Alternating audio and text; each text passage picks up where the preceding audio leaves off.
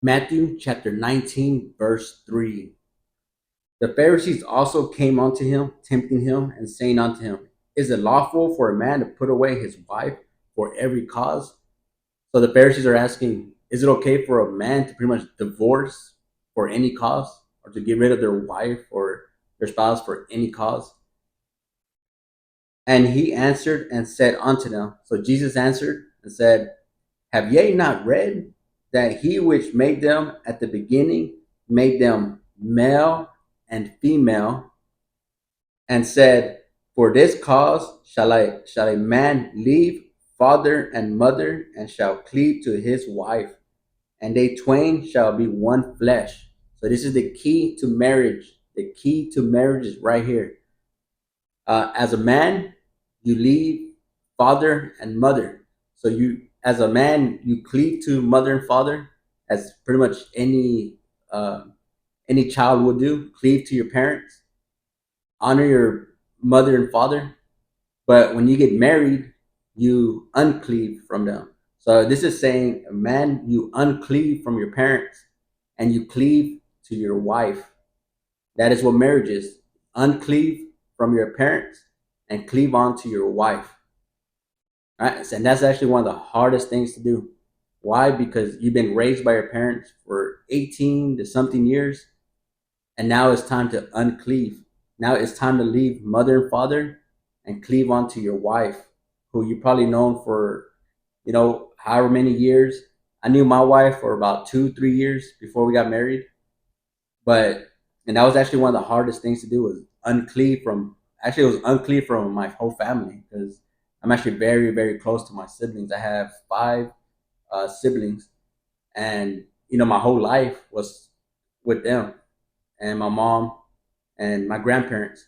But then when I got married, it was time to uncleave from them and cleave to my wife. So the priorities went from everybody else to my wife, especially when you first get married. When you first get married, you have to establish that foundation and you have to cleave onto your wife, meaning you have to invest a lot of time with your wife, like real time, like serious time, you know, and not just, when you're dating, it's a little different. But when you're married, it's like you got to invest a lot of time into serious topics like paying bills, like financial, how to go about your finances together, joint account. You got to establish a joint account. You're cleaving, you're becoming one, right? It's no longer you have your own bank account. No, you're cleaving onto each other. Your lives are intertwining. So joint account, finances. What else? There's so many things. Like our goal to buy a house. How are we gonna do it? Your credit report, my credit report. Let's get this together. You're becoming one, and that's what's making us strong.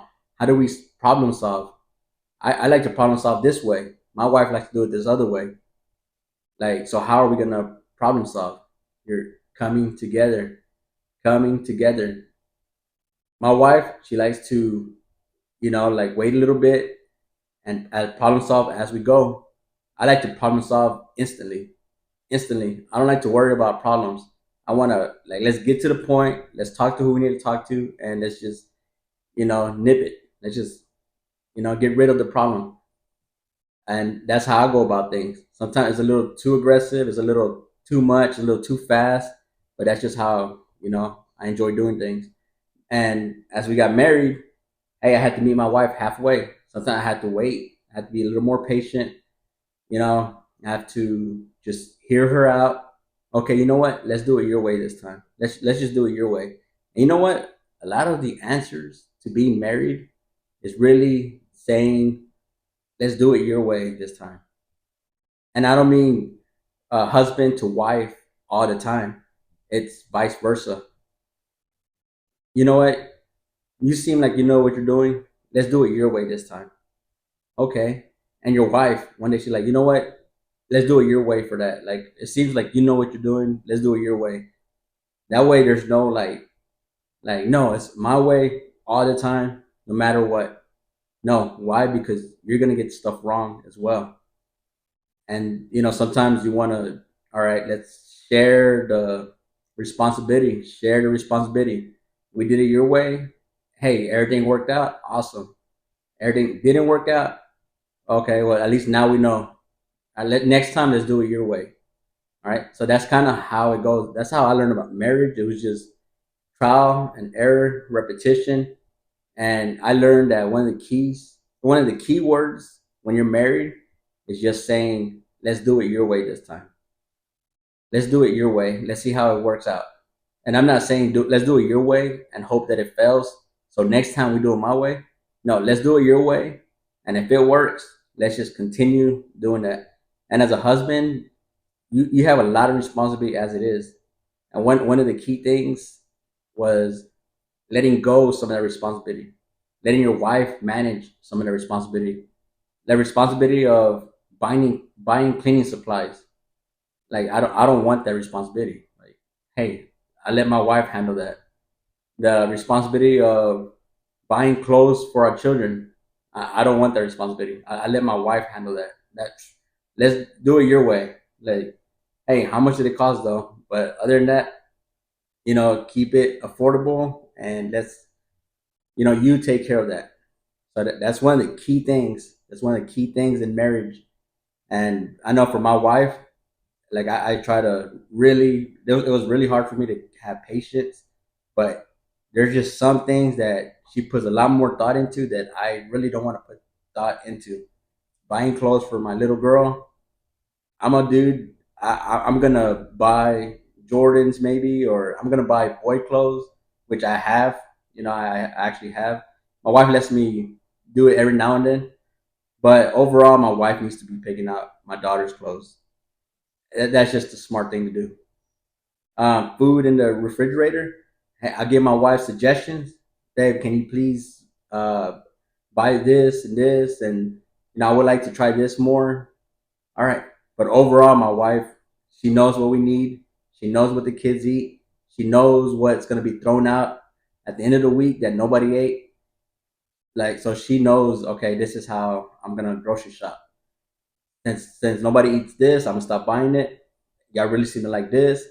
I let my wife handle that part. And my wife lets me handle um, the finances. I went to school for business. I love finances. Hey, I keep an eye on the finances. Make sure we don't fall off the cliff. That's pretty much all I try to do because, I have three teenage daughters. Everybody loves spending money. So my job is pretty much to not fall off the cliff. And hey, babe, I think we're going a little over this month. Can we slow it down a bit? I'm sure some people can relate. And my wife, she'll slow it down, like, okay, all right. But she knows at the end of the day, I'm just trying to do what's right. And we just slow it down a little bit so we don't fall off the cliff. All right. And let me see, what else do I handle? I handle a lot of tough situations. My wife, she's super nice. If there's a conversation that needs to be had with one of our daughters about responsibility or something, I step in and help my wife because I'm here to help. I step in, I help my wife. I have no problem initiating authority. So that's a responsibility as a man that I take. Also, share responsibility and cleaning diapers. My wife cleans maybe 75, 80% of diapers. I clean 20%, but I stay involved. Right, I stay involved. Baby duty, I stay involved. My wife does 80% of it. I do about 20. I try to do as much as I can, but just staying involved. Like that's the main thing. Helping my wife. I can tell my wife gets tired and she's cleaned so many diapers in one day. Like, all right, I got the rest of the day. It's like, hey, take the rest of the day off. Imagine like and management. Like you see somebody that's just overwhelmed. Hey, especially if this is your wife. Hey, I got the rest of the day. I got baby duty the rest of the day. Babe, tomorrow you sleep in. I got baby duty.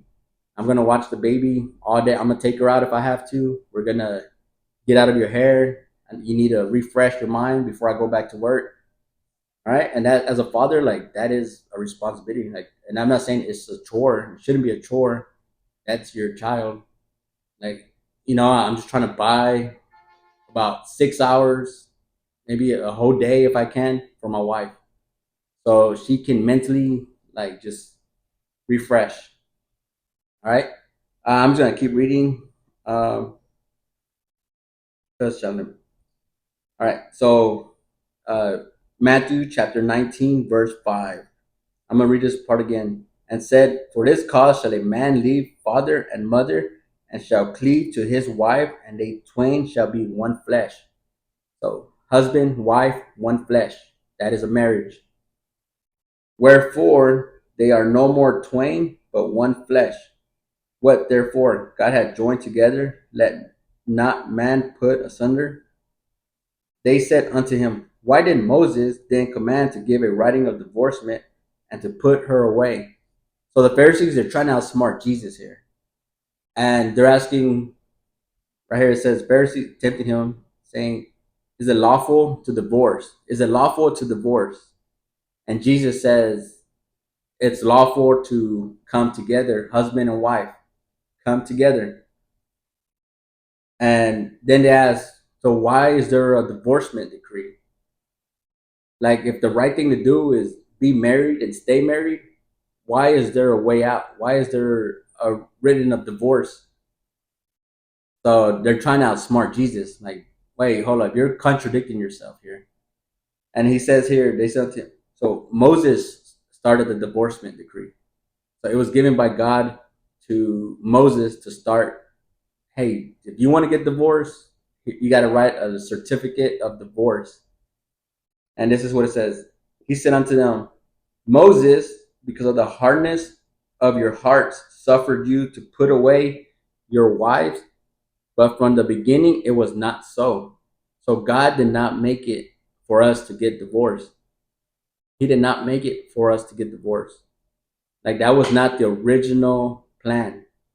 But our hearts started getting hardened that he had to put out, hey, if you want to get divorced, this is how you do it. This is the right way to get divorced. Letter, a certificate. So what do we do nowadays? We you gotta you have to do paperwork to get divorced. And that is still true today, as you can tell. And this was in the book of Matthew. This is this was actually written before Jesus was on earth. This was Moses. Moses, it was given by God to Moses to write certificate of divorce that is which is still applicable today. So society didn't invent that. God invented that.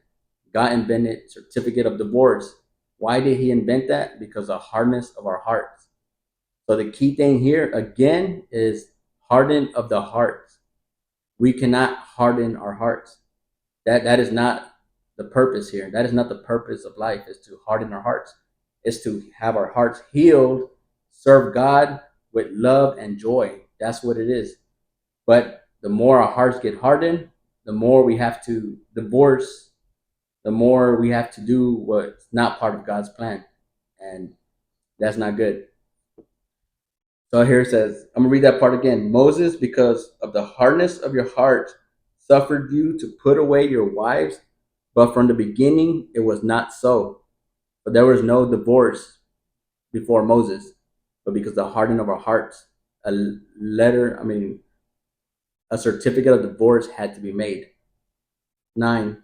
And I say unto you, whosoever shall put away his wife, except it be for fornication, and shall marry another, committed adultery, and who married her which is put away, commit adultery. So Jesus is saying the only reason to divorce is fornication. It says here, fornication. Whosoever shall put away his wife except for fornication. So fornication. Fornication, to me, it's if you're not married. Adultery is when you are married. But it's saying here, fornication, meaning you're fornicating with other people while you're married, that is the only reason why you get divorced. The only reason. Sexual immorality. That's the only reason for divorce. Like that's what Jesus is saying here. It's in red. Jesus saying, other than sexual, then that's the only reason why you should get divorced. That's the only way out, really, is sexual immorality, like sexual acts, fornication. Like that's the only reason why a divorce should happen. Other than that, you should problem solve with your spouse. And I would add on here, I do not um, promote or abuse or anything. Like if there's any abuse going on, like you need to seek help and get that taken care of, right, and take proper action. But it says here, fornication is that's the only reason for divorce. Everything else, like try to solve it, solve your problem solve, however long it takes. Both parties need to be on one page and come together.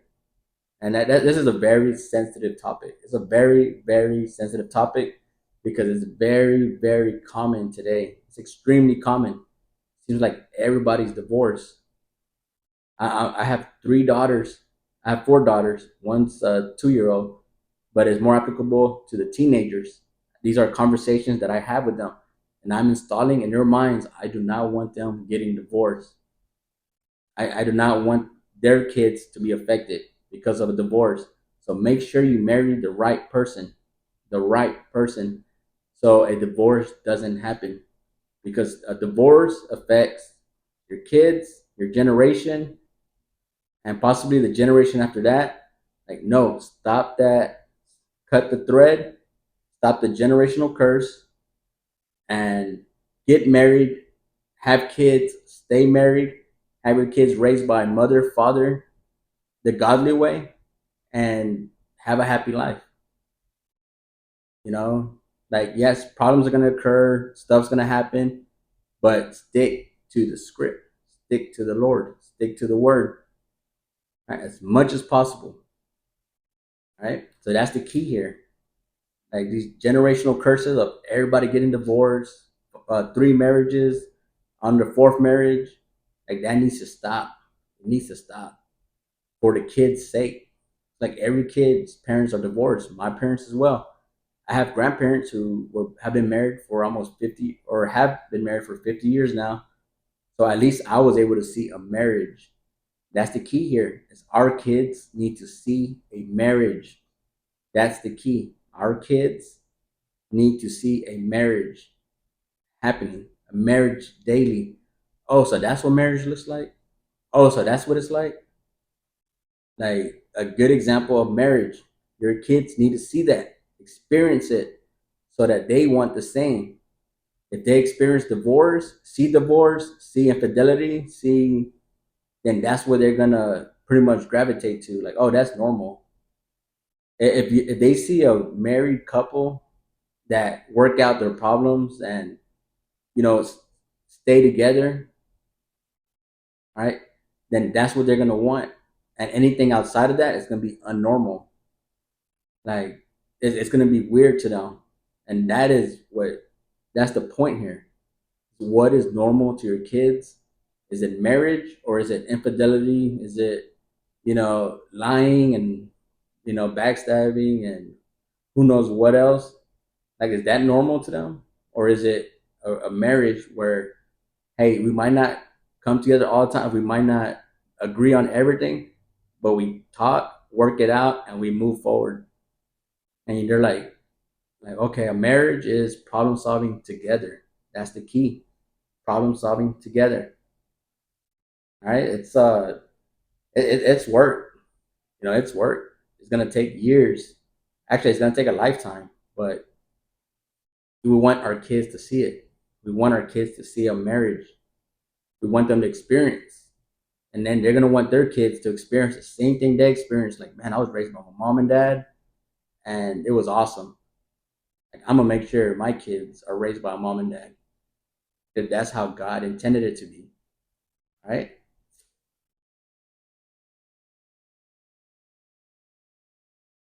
All right. So I'm gonna finish with that, and please like, subscribe, and share.